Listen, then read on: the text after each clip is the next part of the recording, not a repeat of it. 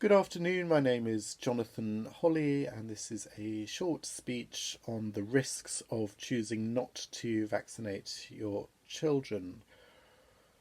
Ladies and gentlemen, the majority of the information for this speech has been taken from an article I found in the New York Times.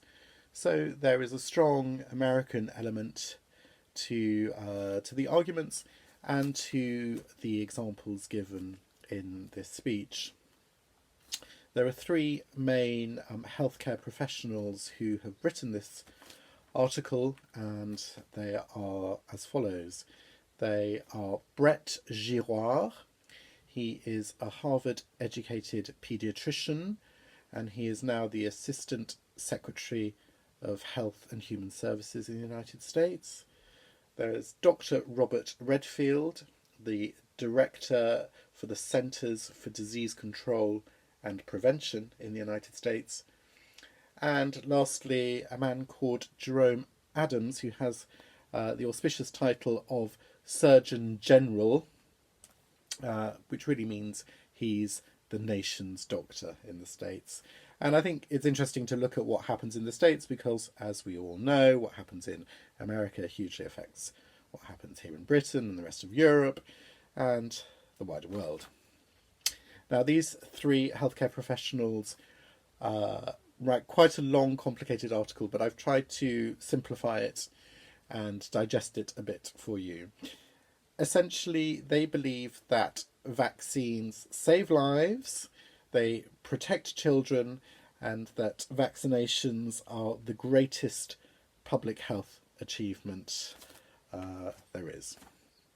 And they are hugely pro advancing the health of the American population. They believe that these vaccines have eradicated diseases such as polio, measles, diphtheria, and German measles, which is also called rubella. They cite an outbreak of rubella in the 1960s, which led to many stillbirths or children being born blind, or deaf, or disabled, which the vaccine may have prevented. Such diseases caused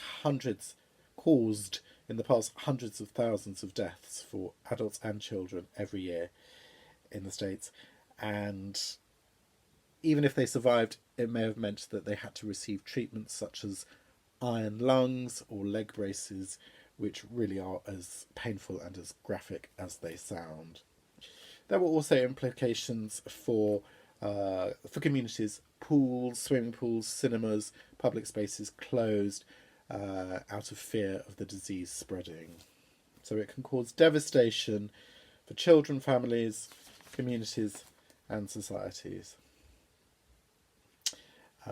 It can also lead to amputation of limbs, brain damage, or even death, as we've heard. Okay, so these three healthcare professionals, they believe that modern vaccines are effective, that they are safe, and that any side effects which are serious are extremely rare. So serious side effects, extremely rare. One of the challenges, however, they say, is that there's a huge amount of misinformation. Misinformation is widespread, and they are at great pains to state that vaccinations do not cause autism and that they do not contain toxic chemicals. They also cite a case study in Denmark into the MMR vaccine, which is the measles, mumps and rubella vaccine, that supports their argument as well. So yes, it's American focused, but they're also taking in European research. Overall, they say that so successful have vaccines been in America that many American doctors have never seen cases of polio, they've never seen cases of measles, and they've never seen cases of bacterial meningitis, for example. To look at the wider context a little bit, the WHO, the World Health Organization, claims that 21 million lives have been saved. 21 million deaths have been prevented by the measles vaccination since the year 2000. That's really quite something to think about as we enter this new decade. Since the year 2000, 21 million lives have been saved by the measles vaccination. So in the United States, 91% is the uptake rate for the measles vaccination, and that's pretty high. However, in 2018 there have been some outbreaks of measles. There have been 17 outbreaks of measles, in fact, and that has affected over 370 people. So despite the high uptake rate there, the disease is beginning to creep back in. Now, I just want to briefly look at 3 examples they give in the article on 3 different vaccines. The first of which is the influenza vaccine. In 2018, 80,000 Americans died from flu. Many of those people were children. The best way, according to the article, of avoiding contracting influenza is to have the flu vaccine.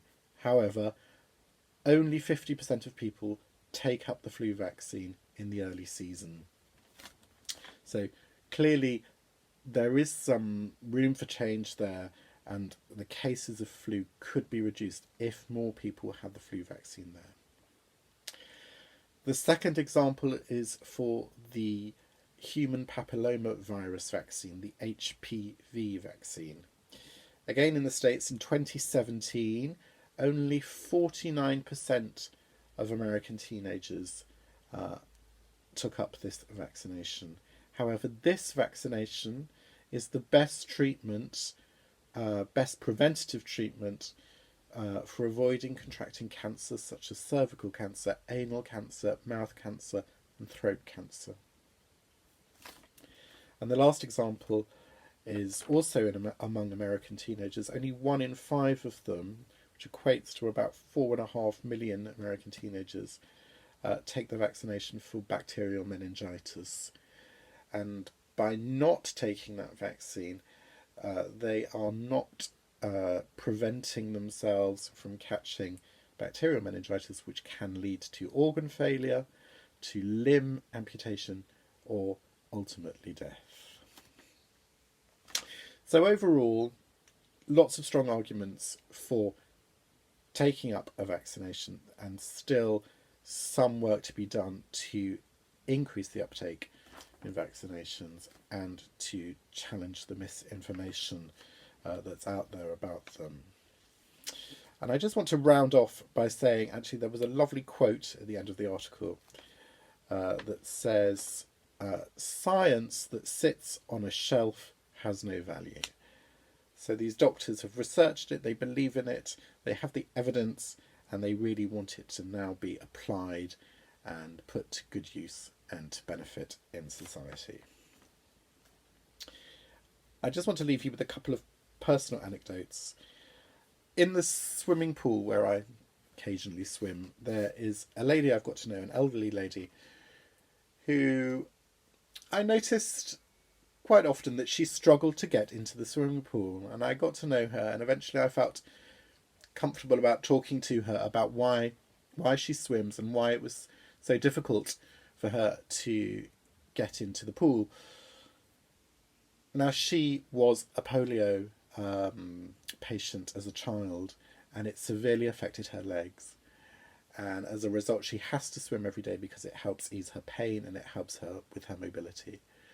And I just thought this is a real example, a real living memory example of how polio has affected people and how they're still living with the consequences.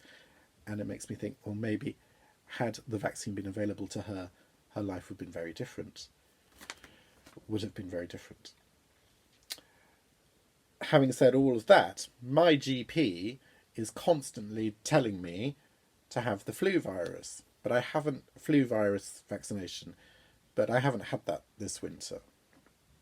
Why? Well, I don't really like injections, and I am worried personally about side effects. So despite all of the evidence I've just given you and all of the evidence the New York Times article has given you, there is still work to be done to convince people to engage with vaccinations, to take up vaccinations, and to go ahead and have them. Thank you very much for listening.